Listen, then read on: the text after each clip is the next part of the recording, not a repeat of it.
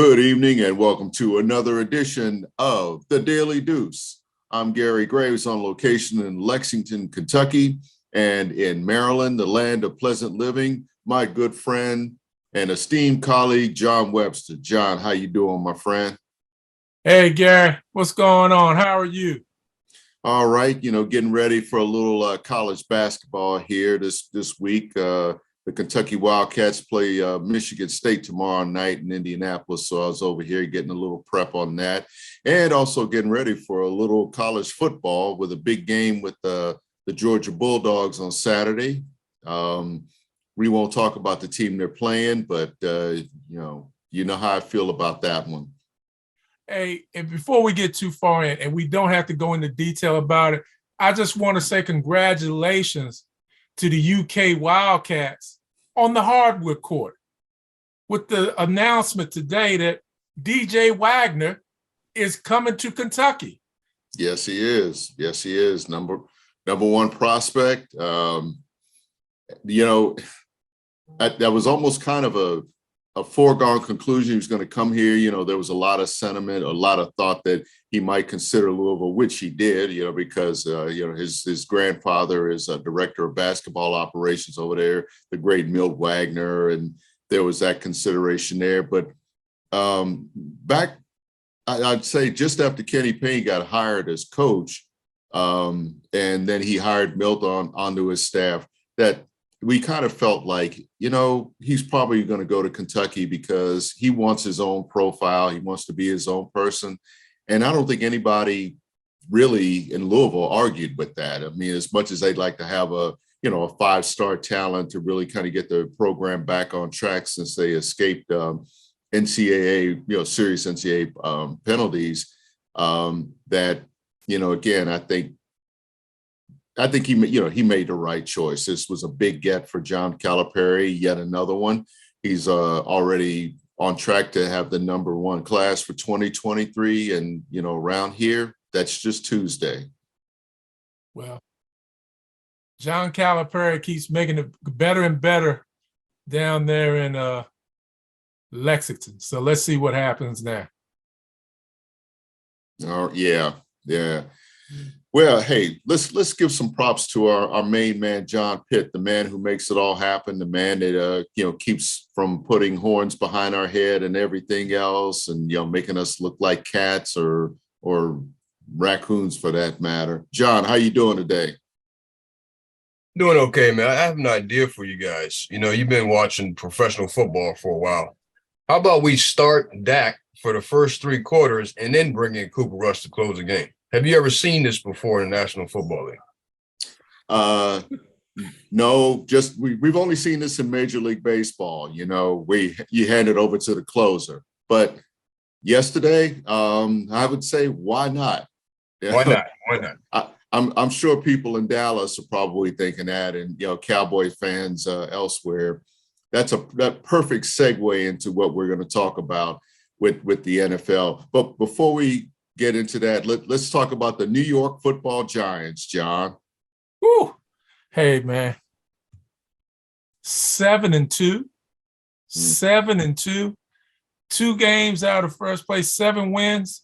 Man, think back when we did that NFC East preview. We had Eli White come on, and none of us thought that the Giants would be where they are right now. I know Eli's got to be jumping for joy. He's got to be happy. Yeah. They're playing great football. Saquon Barkley is injury-free so far this year, and he makes a very, very, very big difference in how the Giants play. I mean, he's making Daniel Jones look like Y.A. Tittle. Now, for some of our viewers that can't go back that far, let me say he's making Daniel Jones look like maybe Phil Simms or Eli Manning. Let's go there. Eli. Well, or Hostetler, Jeff Hostetler. Oh, Gary, we're still going back too far for some of our viewers, man. That's still going back.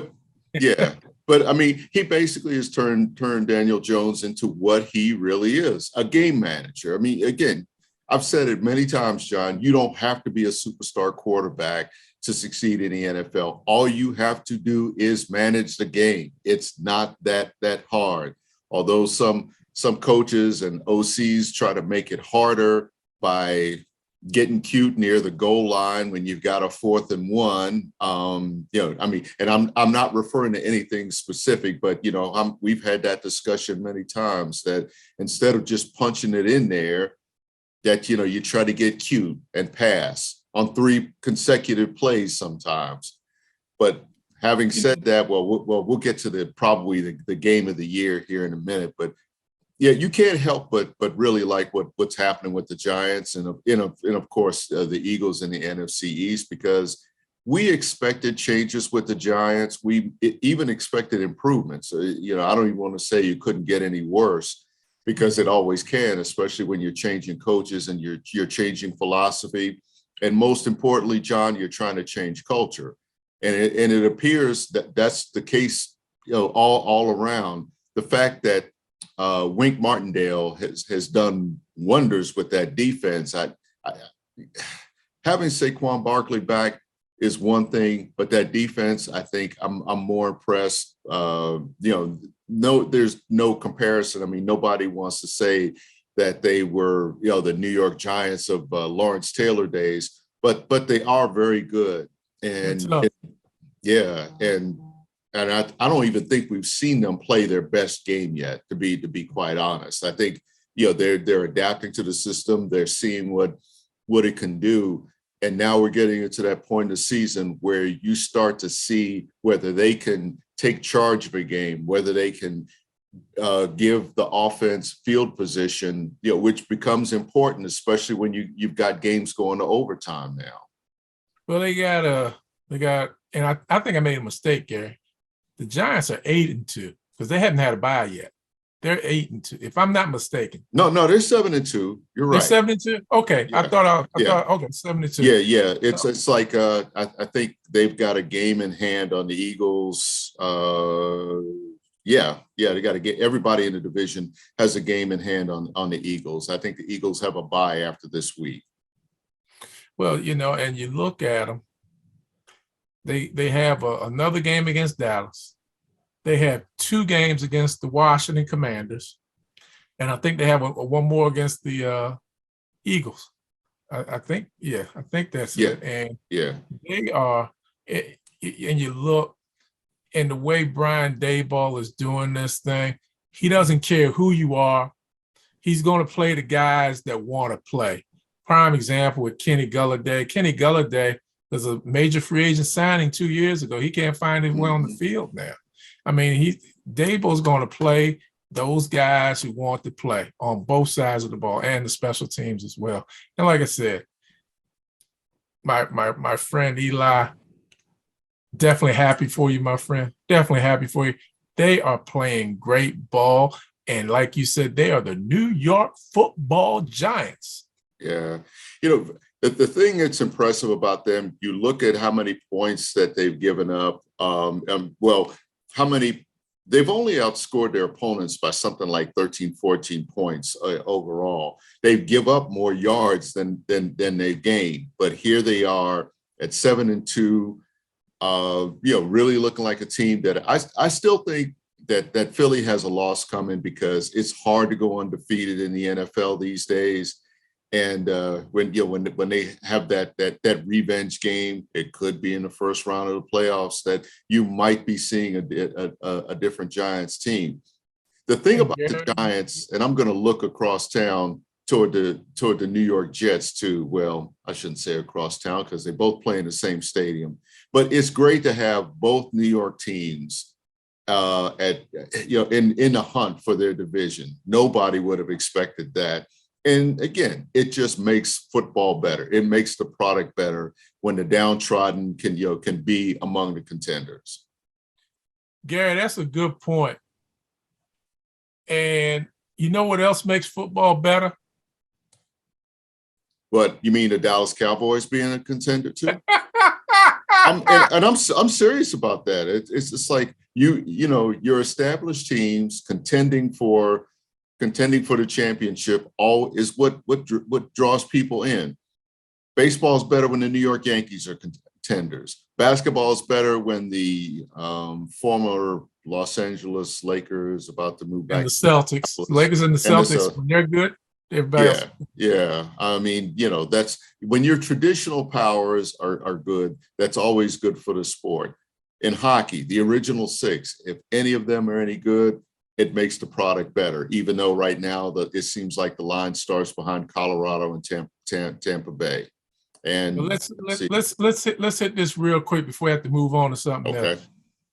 Dallas and Green Bay, quite a game.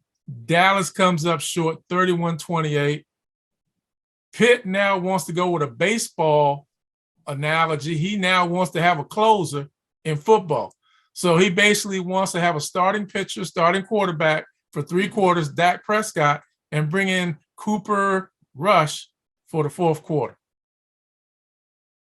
What do you think? I mean, it's not going to happen, but I like it because really, you're talking about a problem that Dallas has. It's about closing out games when you got a chance. Cooper Rush is one of those guys. In the little bit of time that the small body of work that he has, he's a guy that just feels like he plays like it's still the first quarter and he's still trying to get points on the board. That's what they like now. I don't know if I want to question play calling because we only have a half hour for this show. But I just harken back to what I said, that in some situations, you try to punch it in. Some situations you have to punt, as opposed to trying to go for it, because football is a field position game, and we saw how that one played out. I'll just say this before we move into the Washington-Philadelphia game. We've had some spirited discussions with Pitt, I think you as well as Dante, about Dak Prescott and him being a top 10 quarterback. I've said it before and I'll say it again. He is not a top 10 quarterback. He is top 15 without a doubt. He is not top 10. Not top 10. No, I agree. And yesterday pretty much sealed it for me. There are times that I think he panics, and I'm not just talking about the interceptions. I'm talking about in crunch time. It seems like he doesn't know what to do. I mean, it just seems like he is kind of lost out there. When that happens, he might not make the mistake, but the offense makes a mistake. They might seem to. They become very, very tentative, and you can't have that in any way, shape, or form. As a contrast, look at Indianapolis under an interim coach. Basically, an interim coach who never coached a game before.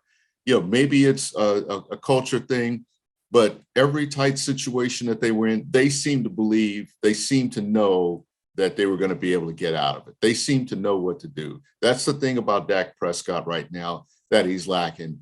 And what's disappointing to me in that regard is, having watched him in college at Mississippi State, he was very much in control. I know you're talking about 2 different types of games, where the holes close up, where the pursuit is a whole lot quicker and tougher and more fierce.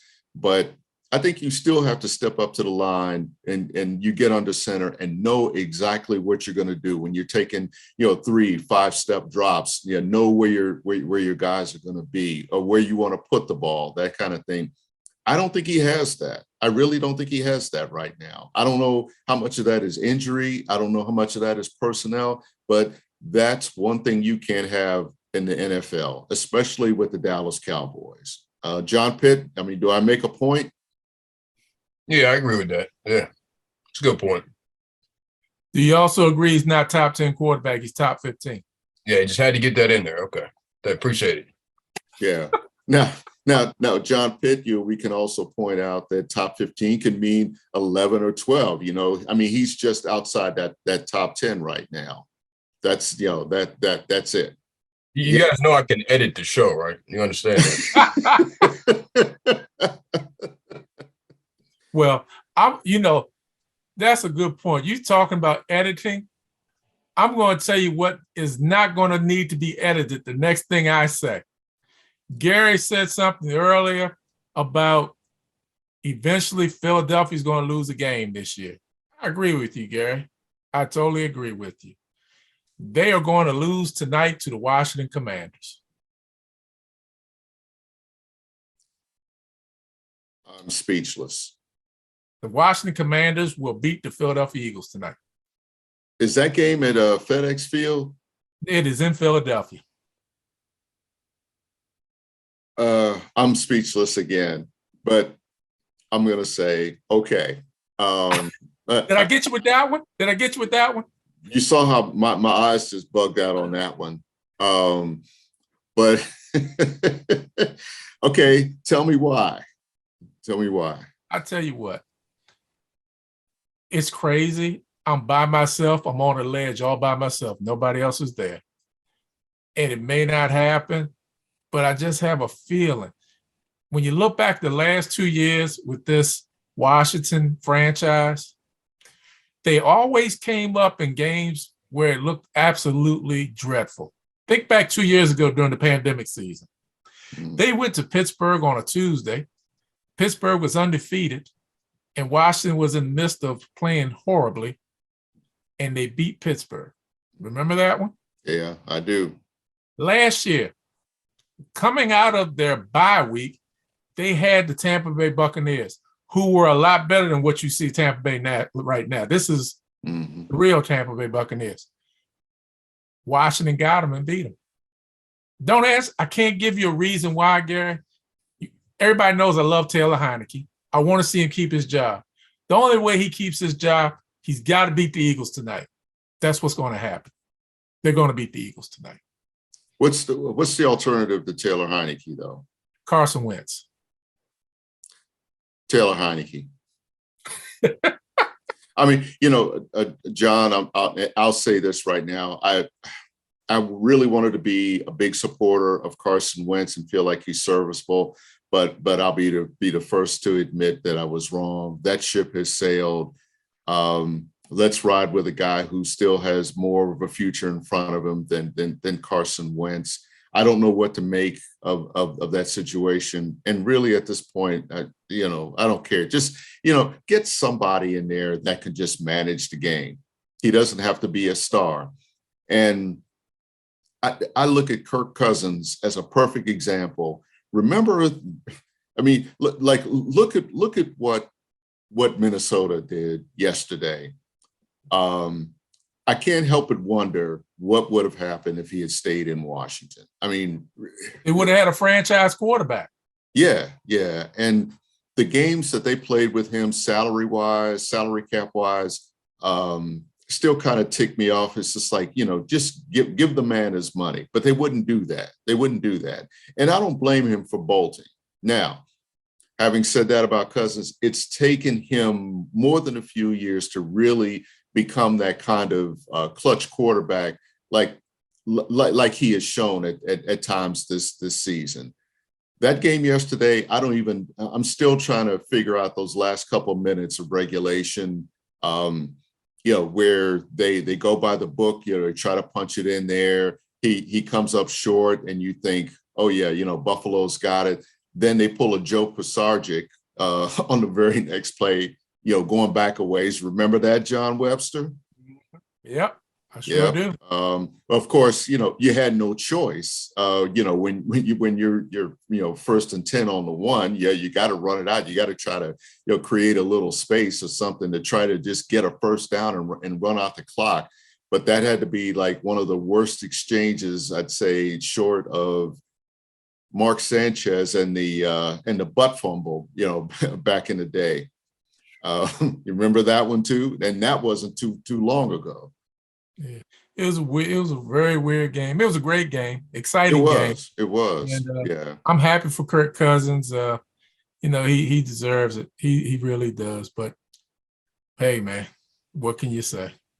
Yeah, I think that that game was an example of you just play every every snap. You just never know what can happen. And again, credit the Buffalo Bills for even getting it to overtime, because they could have wilted after that disastrous play. And I think they drove into field goal range and what was it, 3 plays with, well, of course, now we know that pass shouldn't have been declared complete. It was right there, and the Bills were just savvy enough to get up to the line of scrimmage and snap the ball before it could be reviewed. Yep. And such. But again, that's another one of those nuances in a game where you can look at that as kind of a pivotal point. The bottom line is Minnesota won that game in overtime. They won that game as opposed to, say, Buffalo losing it, because they put themselves in position to win, to make, to seal it with the interception. I mean, that's, again, that's how you win ball games. That's how you get home field advantage, games like that. Totally agree. Totally agree. They're talking about winning ball games, not so much a home field advantage, but trying to get to a playoff. Now we can move into talking about the NCAA playoffs for the football. Yeah. I think, we pretty much know now with Georgia that's the team that you've got to go through. The new ratings come out tomorrow. I don't know how much of a change will come in that among the top 4. What do you see, John? Let me go on another one of my rants. Please. There should be no changes in the 4 teams. It should still be Georgia, Ohio State, Coach Kaki. For those of you who don't know, that's Michigan, Coach Harbaugh, and TCU. You may want to change the order up a little bit because of TCU's hard-fought win at Austin against the University of Texas Longhorns. But those 4 should be there. Those four. I mean, we had a game the other day on Saturday. LSU was playing Arkansas. Arkansas lost the game in the first quarter. They should have beat LSU. LSU was having a hangover from the Alabama game. 4th and 2. It's a hard game. Both of them playing hard. The points will be hard to come by. So instead of Arkansas kicking a field goal, they got 4th and 2 from the 2. They try to go for it. They don't get it. No points. Guess what the final score was, Gary? 13-10 LSU. That's 3 points you left on the board because you were being greedy in the very beginning. Should have kicked the field goal.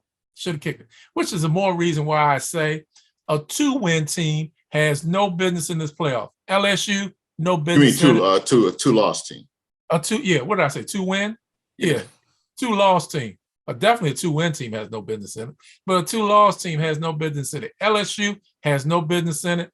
Alabama gutted out a big win against Ole Miss. Big win. Nick Saban was smiling after the game. But guess what? They've got 2 losses. They don't deserve to be in it either. No.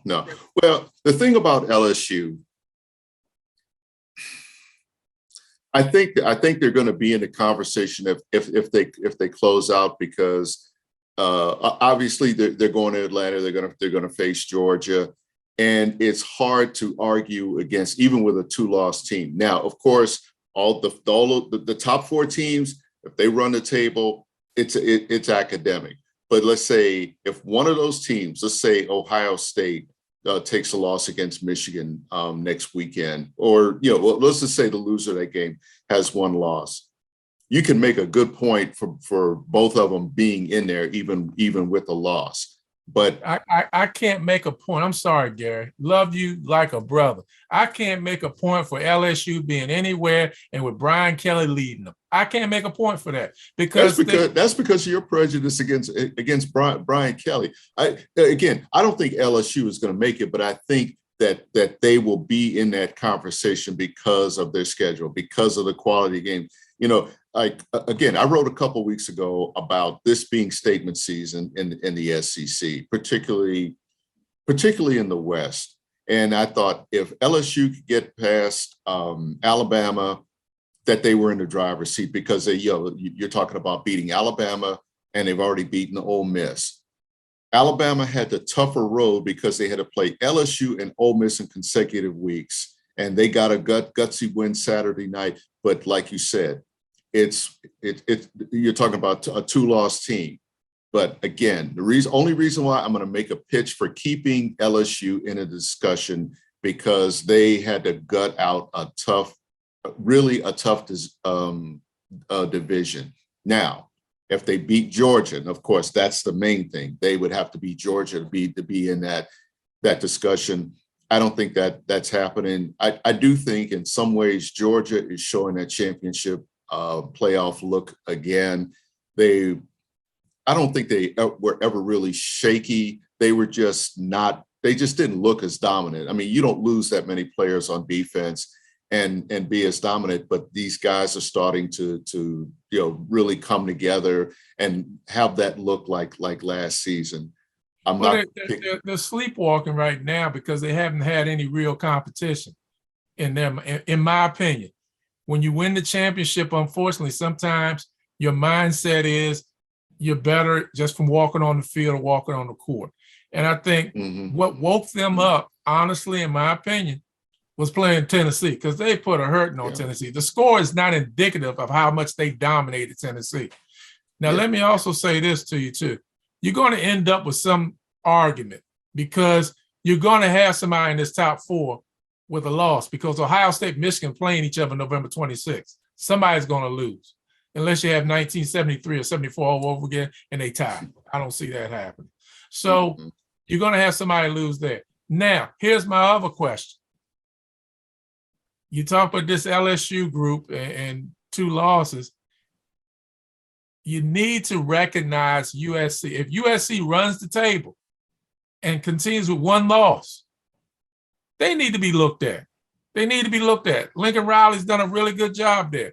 And the only thing standing in their way of a 1-loss regular season is UCLA and somebody called Notre Dame.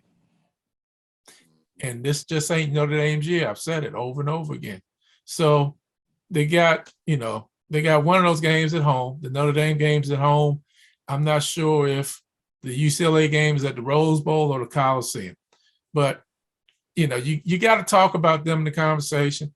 You also a 1-loss Tennessee for me. And after what Georgia did to Tennessee, I just don't think much. But I can deal with a 1-loss Tennessee more than I can a 2-loss LSU or a 2-loss Alabama. Well, you're right from the standpoint. Tennessee would get the tiebreaker because they just throttled LSU earlier this season. I mean, it's like yeah. I mean, I think I remember it's like they were up like 21-0, but before the Bears were coming down the stands. I think the final score was like 40-13, 44-13, something crazy. Yeah. I mean, it became a boat race really, really quickly, and Tennessee stayed ahead. So yeah, that's the one thing over LSU. I think the reason why I'm kind of on that LSU bandwagon is because I like how they have played over these last 4 or 5 games, and it's not just beating Alabama. It's just how that team has come together, because that was a broken team. It really was, when they had to make all those changes. And granted, everybody's going to note that Kelly's doing it with Coach O's players, but he brought in a few himself. But it's more about a culture change. And I still think when you are playing in the SEC championship, if you get to a game like that it keeps you in the discussion because of the kind of teams that, and they will dismiss, if they can, win an early season loss. Now, again, having 2 losses in SEC play doesn't help them, but it's something to consider. It's not just how many, it's when you lose. But the way we started out this conversation, John, I'm gonna go back. The top 4, it should stay that way. And I do think if it stays that way, maybe 1 loss between Ohio State or Michigan, that those teams still should be in the playoff. I agree. With a consideration to USC. I agree, but I really think, Gary, the loser of Ohio State, Michigan is coming out of that top four. They will not be in the top four. I really think that here's the thing, and I'll be even more concise. Love Michigan, love Coach Kaki. If they lose, they're coming out of that top four. If Ohio State loses, I think they may stay in. But if Michigan loses, they're coming out. They play off the same schedule. So explain why Michigan drops out in OSU. My Buckeyes don't. Because I think there is a quiet, more respect people have for Ohio State and what they have done year in and year out with Urban Meyer and now with Ryan Day. I think with what Michigan has done, they've always had a good season, except for the 2020 season, but they've never been able to consistently beat who? Ohio State. And matter of fact, Harbaugh has only beaten them one time, which was last season. And I think when people look at Michigan, it's like they said the other day on game day. If that game is with Ohio State is in a situation in Columbus where it's raining and snowing, then they are going to give a more of a chance for Michigan to win because they are ground team and like to make it sloppy and ugly. But if it's a cold, sunny day in Columbus, and what's that receiver's name? Njibba, and the rest of those guys, and the rest of those guys are back. I was going to say Marvin Harrison Jr. Make it easy for you. And he's another one. He's another one. I mean, you're going to be watching him on Sundays. You're going to be watching him on Sundays. No doubt. I'm still get my mind around the fact that Marvin Harrison has a kid in college because it seemed like he just retired 5 years ago, you know? I had the honor of doing one of his high school games as a football official. And he was a man amongst boys in high school, Gary. Yes, he was. I mean, he's just unreal. But I'm telling you, if that field is sunny, even though it's cold, if it's sunny, it's a track meet, and Michigan can't win a track meet. Not against Ohio State, you know. But that's why I say, in my opinion, this game is more important for Michigan to win than for Ohio State. It's important for both of them. Neither one want to lose. But I think Ohio State can lose and still stay in the top four. Michigan cannot stay in the top four if they lose. Yeah. Now, here's a question that we have to consider. Can TCU afford a loss and stay in there? Absolutely not. Absolutely. TCU needs to be worried because I really want them to go because it's like, to me, and I'm really going back now for you, Gary, I'm really going back. It's like Indiana State getting to the Final Four. You know, nobody expected in basketball. Nobody knew who Larry Bird was. But, you know, you wanted to see this Final Four team of Indiana State. You wanted to see them get there. This is TCU. I want to see them get there. I want to see the Horned Frogs go. They may run the table, Gary, and be undefeated and win the conference championship and still go backwards in the polls. I can see that happening to them. And it wouldn't be right. That's why I'm so adamant about them getting their opportunity. Now, if they lose, it's a done deal for them. Definitely. They can't lose to anybody. That was a big win they had the other night against Texas, 17-10. Yeah. Big win. Yeah. But they have to win. They have to be undefeated. They cannot lose. They have no margin for error. Absolutely none. And matter of fact, if they have a game where they win and they don't win by a beauty score and make it look pretty, they may lose track that way too. Mm-hmm. Yeah, like I said, you know, when you're in statement season, style points matter. Coaches won't say it, players will downplay it, but style points matter to the committee, and for that matter, in the AP poll, and you know which plays into that formula. And if you're TCU, you're almost at the point where you have to run up the score. You know, much like Cincinnati had to do last year to get in a playoff. I mean, it's not just winning. You had to win big. And it's going to be hard for TCU to run up the score. Their defense is dominant. Their offense is ordinary. It's going to be hard for them to run up a score. But I'm gonna tell you this. Yeah. But I'm just saying in theory. Yeah, but I'm gonna tell you this, Gary Gray. Watch the Trojans from USC as they're on the backside in the starting gate. If something slips and they keep doing what they're doing, watch them move up. You watch them.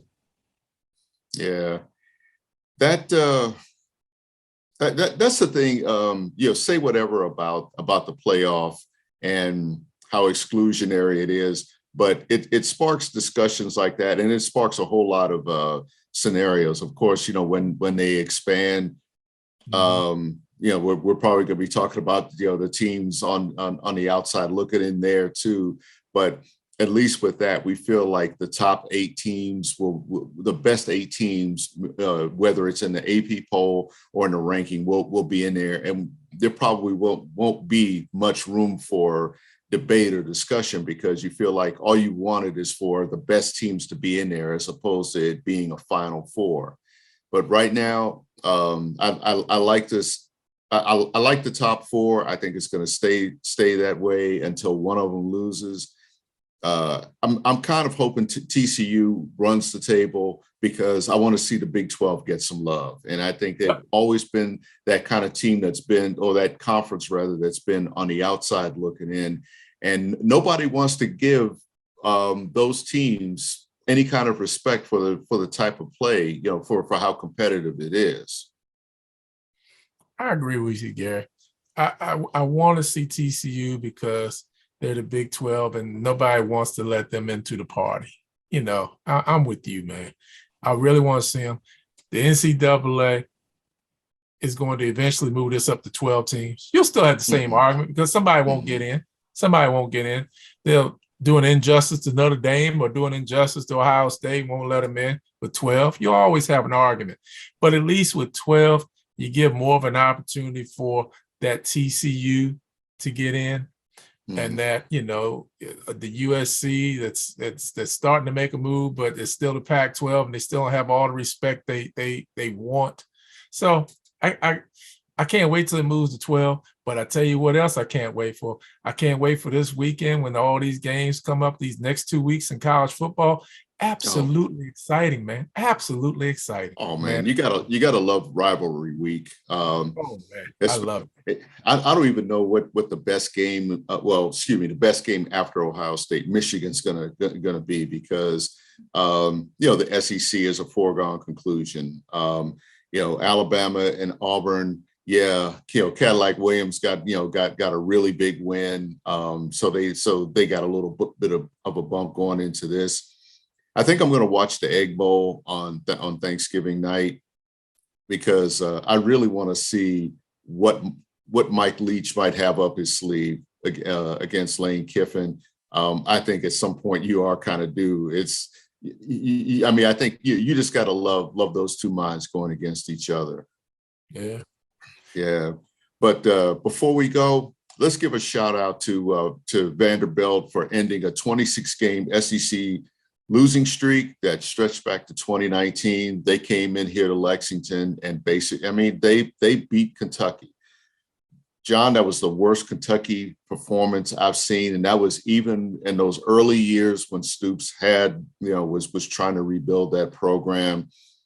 That was a head scratcher in so many ways. I'm still trying to really get my mind around everything that went wrong. I mean, I can point to so many things. We just don't have that much time. So you might have to read my story later this week on apnews.com about that. But props to them, because I'm one of those guys. I like to see the underdog win. I like to see the downtrodden, get their flowers at some point. And the thing about that program, remember, it wasn't too long ago, they were considered a contender under James Franklin, and they've just struggled ever since he left. Of course, Franklin, he's got a whole lot of different issues that he's going through at Penn State, but he's got a ranked team. He's got a bowl-bound team. But again, props to Vanderbilt for really just sticking with it, with a backup quarterback too, I might add. The coach was sick. I think their Their OC had, was sidelined because of an internal issue. There were so many things going against them. They're playing in snow basically because we had like a couple inches of snow Saturday afternoon, and they did it, and that's one reason why we watch the games. Congratulations to Vanderbilt. Hey, a win really feels good after the losing streak they've been through. I tell you. Gary, where does the time go, man? We done it just flies 30 minutes. by. Yeah, it just flies by. But hey, we're always going to have something to talk about as long as there are games, as long as there are situations, that show how great sports are. We're going to talk about them. Before I go, prayers to the University of Virginia football program for the tragic loss of those 3 players last night. And that's all I can really say. Just really keep the families of those 3 young men and the others that were injured, as well as that football team. Sports become secondary when things like that happen, and I just really feel for the Cavaliers. I feel for Charlottesville and really for the state of Virginia. Same here, man. My prayers go out to the University of Virginia community, as well as the families of those who were unfortunately killed in this tragic situation. So my prayers go out to all of you. Folks, watch us on YouTube, on Facebook, tell your friends. We're always going to have something to talk about. Because we love sports. We know you love sports. So watch plenty of it over the next few days. We'll see you next time. Hey, everybody. Thanks for joining us again. It's been another fast 30 minutes. When we come back next week, we're going to be talking about the Washington Commanders' great win over the Philadelphia Eagles. Take care. We'll see you real soon.